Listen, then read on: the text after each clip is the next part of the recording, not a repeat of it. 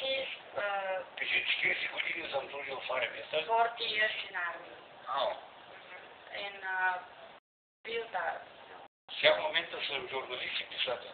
And now he's journalist and writer. Просто точно.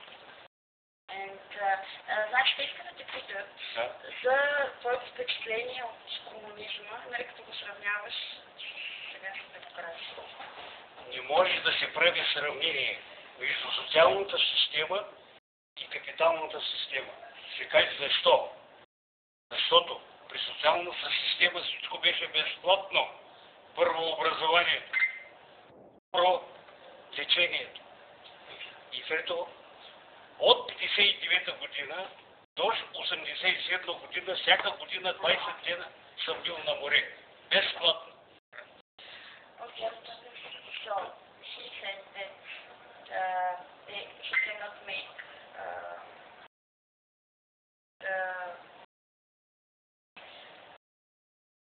before it was everything was free. Education, medicine, you can go to hotel and holiday, everything is free for children, everything. But his communism is not for them. Right. Okay, and now the social system is different.